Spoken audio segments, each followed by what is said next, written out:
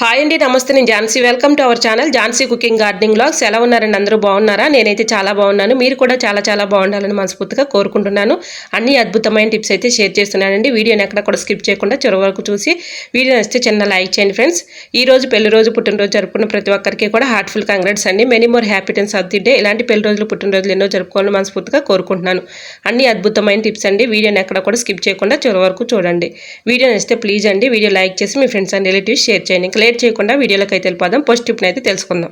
Popcorn అయితే అందరం కూడా వేయించుకుంటూ ఉంటాం కదండి. పాప్కార్న్ వేయించుకునేటప్పుడు ఈ టిప్స్ ఫాలో అవ్వండి, చక్కగా వస్తాయండి. ఈ విధంగా ముందుగా ఆయిల్ అయితే బాగా కొంచెం ఎక్కువగానే వేసుకోవాలండి. 2 టేబుల్ స్పూన్ల ఆయిల్ అయితే వేసుకున్నాను. ఇక్కడ కొంచెం పసుపు, అలానే కొంచెం సాల్ట్ అయితే వేసుకున్నానండి.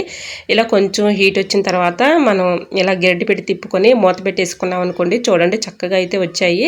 ఇలా పాప్కార్న్ ఈ విధంగా వేయించుకోండి, చక్కగా మనకి ఇలా వస్తాయండి. సో యూజ్ అవుతుంది అనుకుంటే పాప్కార్న్ మీరు ఎలా వేయించుకుంటారో తప్పకుండా కమెంట్ సెక్షన్లో కమెంట్ చేయండి ఫ్రెండ్స్. నేనైతే ఇలా వేయించుకుంటానండి, చక్కగా నాకైతే ఇలా వస్తాయి. సో మీకు కూడా యూజ్ అవుతుందని ఈ టిప్ షేర్ చేస్తున్నాను. యూజ్ అవుతుంది అనుకుంటే తప్పకుండా ట్రై చేయండి. టిప్ నెంబర్ 2 మనందరికీ ఎంతగానో యూజ్ అయ్యే అద్భుతమైన టిప్ అయితే షేర్ చేస్తున్నానండి. వీడియోని ఎక్కడ కూడా స్కిప్ చేయకుండా చివరి వరకు చూడండి, చూస్తేనే మీకు అర్థమవుతుంది. కాబట్టి ఏదైనా ఒక బౌల్ తీసుకుని దానిలో ఒక 1/2 టీ స్పూన్ పసుపు, ఒక 1/2 టీ స్పూను ఇలా పౌడర్ అయితే వేసుకోవాలండి. మనం యూజ్ చేసుకునే పౌడర్ ఏదైనా కూడా ఇలా వేసేసుకున్న తర్వాత ఫెయిర్ అండ్ లవ్లీ ఉంటుంది కదండి, మన ఫేస్కి అప్లై చేస్తూ ఉంటాము. ఫెయిర్ అండ్ లవ్లీ కూడా ఇలా వేసేసుకొని మూడు కూడా బాగా మిక్సింగ్ చేసుకోవాలండి. చేతి పెట్టి ఇలా రఫ్ చేసి బాగా మిక్సింగ్ చేసుకోవాలి.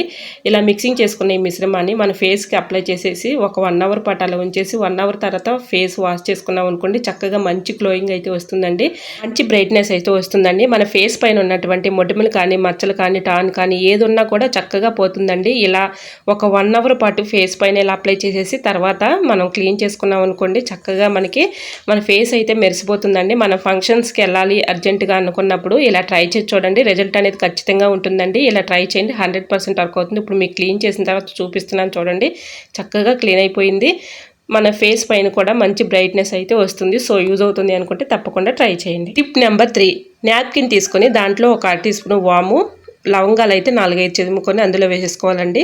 ఇలా వేసేసుకొని ఒక థ్రెడ్ లాంటిది కానీ లేదంటే ఒక రబ్బర్ బ్యాండ్ కానీ ఇలా చుట్టేసుకొని మనం పడుకునే పోయే ముందు ఇలాగా వీటి స్మెల్ చూస్తూ ఉన్నాం అనుకోండి, మనకి ఊపిరాడకుండా ఉన్నటువంటి దగ్గు కానీ జలుబు కానీ చక్కగా రిలీఫ్ అయితే ఉంటుందండి.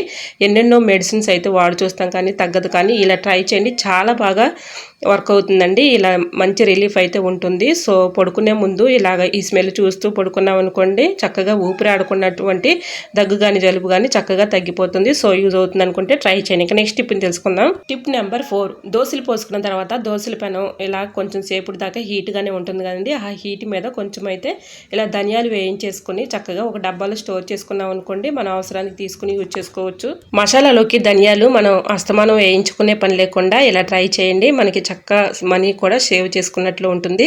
ఈ విధంగా దోశ పెనం కొంచెం సేపు దాకా హీట్గానే ఉంటుంది కాబట్టి ఇలా ధనియాలను అయితే ఈ విధంగా దోశ పెనం మీద ఇలా ఉంచేసి కొంచెం సేపు ఆగిన తర్వాత ఒక డబ్బాలో స్టోర్ చేసుకున్నాం అనుకోండి, చక్కగా మనం అవసరానికి ఇలా యూజ్ చేసుకోవచ్చు అండి. సో యూజ్ అవుతుంది అనుకుంటే తప్పకుండా ట్రై చేయండి. టిప్ నచ్చిందా అండి? నచ్చితే మాత్రం ప్లీజ్ అండి చిన్న లైక్ ఇవ్వటం మాత్రం మర్చిపోకండి ఫ్రెండ్స్. టిప్ నెంబర్ 5 ఏదైనా ఒక బౌల్ తీసుకొని దాంట్లో ఒక 1/2 టీ స్పూన్ పసుపు, కొంచెం బేకింగ్ పౌడర్, ఒక 1/2 టీ స్పూన్ బేకింగ్ పౌడర్ వేసేసుకొని బాగా ఇది స్పూన్ పెట్టి మొత్తం మిక్సింగ్ చేసుకోవాలండి. ఇది చాలా బాగా యూజ్ అవుతుంది.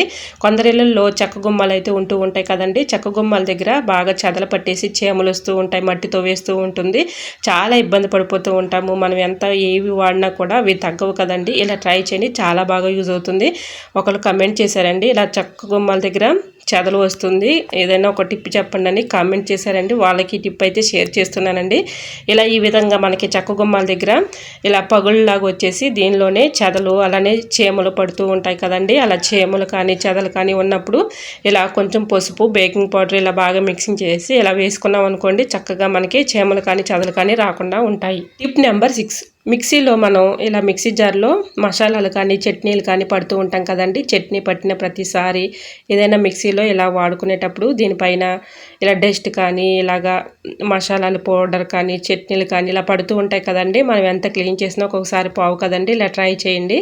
స్క్రబ్బర్ అయితే తీసుకొని దానిపైన కొంచెం సాల్ట్ అయితే వేసేసుకొని ఈ విధంగా కొంచెం అయితే వాటర్ తేమ చేసేసుకొని ఈ విధంగా మొత్తం కూడా మిక్సీని ఇలా సాల్ట్ అయితే అప్లై చేసేసి ఇలా క్లీన్ చేసుకున్నాం అనుకోండి, చక్కగా క్లీన్ అయిపోతుంది. తర్వాత ఏదైనా ఒక క్లాత్ తీసుకొని ఇలాగా తుడిచేసుకున్నాం అనుకోండి చక్కగా క్లీన్ అయిపోతుందండి. మిక్సీ పైన మనకు తెలియని క్రిములు కూడా ఉంటాయి కదండి, ఆ క్రిములు కూడా ఉండవండి. ఇలా కొంచెం సాల్ట్ వేసి క్లీన్ చేసుకున్నాం అనుకోండి అటువంటి క్రిములు ఉన్నా కూడా చక్కగా తొలగిపోతాయి. ఈ విధంగా కొంచెం సాల్ట్ అయితే వేసేసుకొని ఇలా క్లీన్ చేసుకున్నాం అనుకోండి మిక్సీ కూడా చక్కగా మెరిసిపోతుంది. వీటిపై ఉన్నటువంటి మనకి తెలియని క్రిములు కూడా తొలగిపోతాయండి. ఇలా ట్రై చేయండి, చాలా బాగా యూజ్ అవుతుంది. ఒక్కొక్కసారి మనం ఎంత క్లీన్ చేసినా వీటిపై ఉన్నటువంటి మరకలు పావు కదండి. ఇలా ట్రై చేసి చూడండి, 100% రిజల్ట్ అనేది ఉంటుంది. ఇలా కొంచెం స్క్రబ్బర్ పైన ఇలా సాల్ట్ వేసి క్లీన్ చేసుకోండి, మిక్సీ కూడా చక్కగా మెరిసిపోతుందండి. ఇలా మనం మిక్సీ ఎప్పుడైనా సరే ఇలా మనం వాడుకున్న తర్వాత ఏదైనా ఒక క్లాత్ ఇలా వేసేసుకున్నాం అనుకోండి, దీనిపైన డస్ట్ కానీ దుమ్ము కానీ పడకుండా ఉంటుందండి. నేనైతే ఇలా ఒక కవర్ని అయితే రెడీ చేసుకున్నానండి ఇంట్లో.